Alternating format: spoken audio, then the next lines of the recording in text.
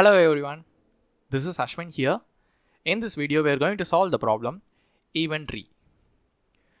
You are given a tree, a simple connected graph with no cycles. Find the maximum number of edges you can remove from the tree to get a forest, such that each connected component of the forest contains an even number of nodes. An example for the following tree with 4 nodes can be cut at most one time to create an even forest.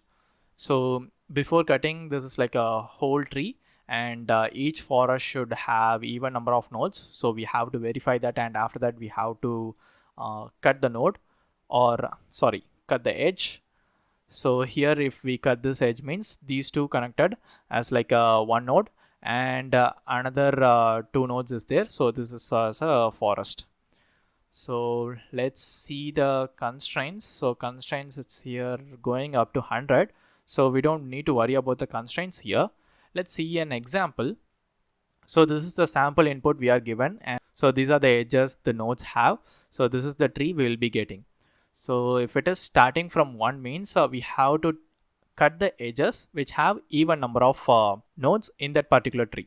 So if you cut this edge means this will be 3 and 4, that will be a separate one, and you can cut this one also.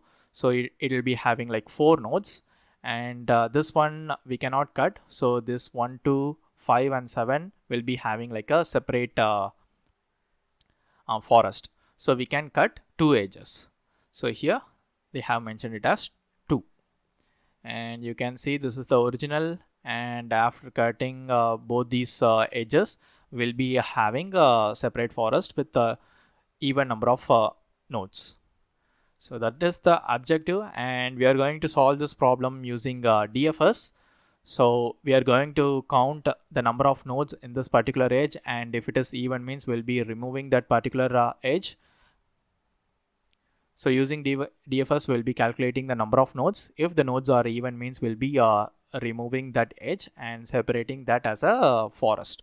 So we'll be just incrementing the number of removed edges, and finally we will be returning it. So let's dive into the logic. So it will be easier for us to trace it. First we have to create a graph like structure. I'm going to create an adjacency list because this is an undirected graph and there are no weights associated with it. So it will be easier. Create adjacency list graph equals for I in range of t nodes plus 1.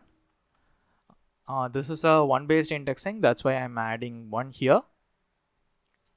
Now for x comma y in zip of t from t2. So this is the source and destination nodes or the edges. So this is the connections. We are going to add it to the graph variable. So x of y dot append of y. Now graph of y dot append of x. So this is the bidirectional graph, that's why I'm adding 2 times. So bidirectional graph. Now the adjacency list have been formed. Now we have to create a DFS. Before that we have to do one more initialization, that is count equals 0 multiplies t nodes. So t nodes plus 1. So usually when we are dealing with DFS means we'll be having a visited variable, right? So we will be knowing whether the node is already visited or not. So here we are going to use count in order to it will represent the number of nodes that is under this parent. So we will get to see that how we can use this count. We are going to use it as visited. Like if the count is 0 means it is not visited. That's how I'm going to represent it. Let's create the DFS function. So DFS u graph and count. I'm just adjusting the existing algorithm. So first I'm just making it as visited. So count of u equals 1. Increment assign count to 1 to make it as visited. Count of u, right? So count of u to 1 to make it as visited. Now after that we will have removed edges. Removed edges equals 0. So this is the result we are going to return. Now we are going to use the loop in order to iterate the edges. So for v in graph of u. Now if count of v equals 0, this will be checking. Check whether vertex v is not visited. So 0 means it's not visited, or you can also say it as false. Now if it's not visited, I'll be adding that removed edges. Removed edges plus equals again dfs of v comma graph comma count. So again this will be like a recursion. It will go on again and again. So after getting the removed edges, we'll be incrementing the count of u. So count of u plus equals count of v. So why I'm doing this is count is like a pass by reference. So in each recursion, if we modify the count variable means it will reflecting back to the initial recursion also. That's why we are iterating this vertices, right? This v, we are calling this inside this function. So what it does is it will count the number of nodes under vertex v. So that's how the recursion now follows. So after getting the count, I am just incrementing it for u. So it will be updating the child nodes of u. After doing this, we will be checking if count of v modulus 2 equals 0. I'm just checking if it has even number of nodes. So let's say I'm having 1 as u and 3 as v here. So 1 as u, 3 as v means the count of 3 is 2. That is the count of v here. So if it is even means we'll be removing the edges.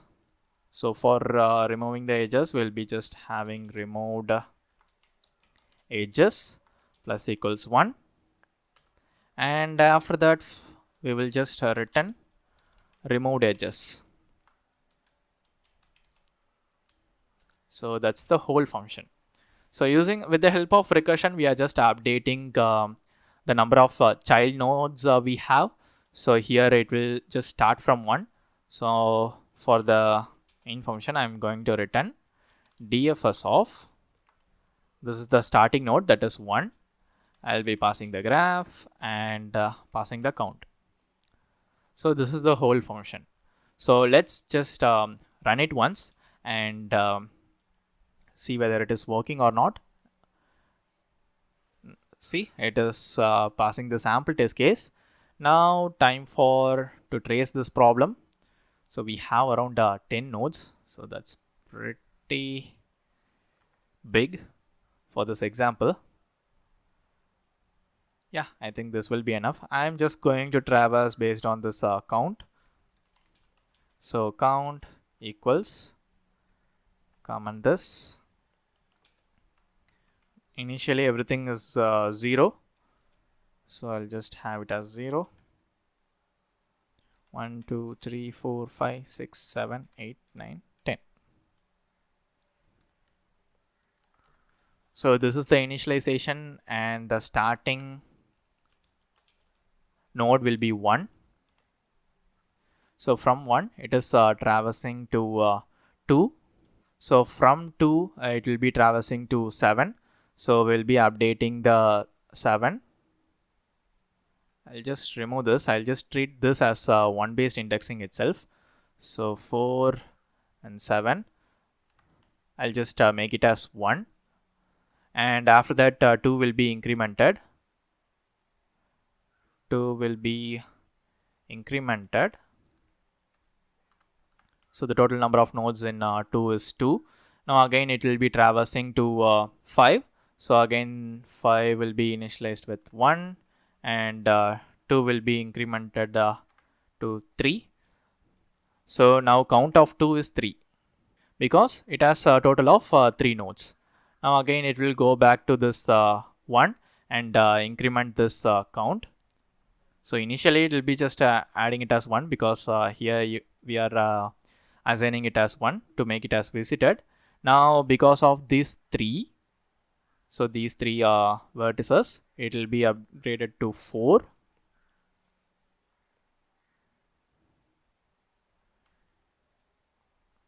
So traversing of 2 is completed. I'll just say subtree completed. So this is the subtree. It will go on in the recursion, but it will be hard to trace here. So again we will be going to this subtree with node 3. Node 3. So again 3 will be initialized with 1 and 4 also initialized with 1. And when the recursion goes back, this 3 will be incremented to 2. So again here it will check whether the count of v is divisible by 2. If it is divisible, removed edges will be incremented by 1. So I will have the removed edges here. So removed edges equals 1 now. So this count is 2, right? So again this will be added to this count of this 1. So 1 will be updated. Now this subtree of completed. Now for node 6. For node 6, it will just initialize everything by 1. So this will be 1, 1, 1, and 1. So using recursion, it will be just going in depth. So when it reaches 10, it will be going back. So 8 will be incremented with this count, that is 10th count. It will be 2. And 9 is also visited, right? So again it will be incremented. So this will be 3. And 8 will be gone back to 6. So 3 plus 1 is 4. Now this condition satisfies. So we will be removing one more edge. So removed edges will be 2. And this will be added to the root node, that is 1. So 10. So this is how the traversal works. If I say it in a simpler manner, so under the parent node, if you have even number of nodes, so the 6, 8, 9 and 10, the total of 4 nodes is there. So we'll be removing this edge, and here we'll be having 3 and 4, the total number of nodes is 2. Again we'll be removing this edge like here, and here 2, 7, 5, the total number of nodes is 3. So we cannot remove, so we'll be just leave. So we'll just leave as it is. So this will become a forest, and this will become a forest, and this will become a separate forest. That's how the whole flow works. This count will give you the number of nodes. So this count will represent the number of nodes in that particular node as a parent. So if you consider 6, so 6, 8, 9, 10. So total number of nodes is 4. If you consider 1 means it has like 10 nodes, including the parent node. And again, if you consider 3, it will have 2 nodes, that is 3 and 4. Like that, it will be updating the count with the help of DFS. So each time we are incrementing the removed edges, we are just returning it back. That's why we are updating. That's why we are adding it as plus equals. So it will be keep on tracking that number of removed edges we are having, and count is also updated whenever this traversal completes for V. So that's how the whole flow works. You can also use some tree based diagram in order to go with recursion, because recursion will always go in depth, and it will be difficult to trace. Try to go with some simpler example apart from this, so it will be easier for tracing and rectify any issues. Now let's submit the code. Yes, it passed all the sample test case. So that's it, guys. That's pretty much it. We have solved the problem. If you have any other logic other than this, please leave a comment below. And other than that, I'll see you guys in the next video.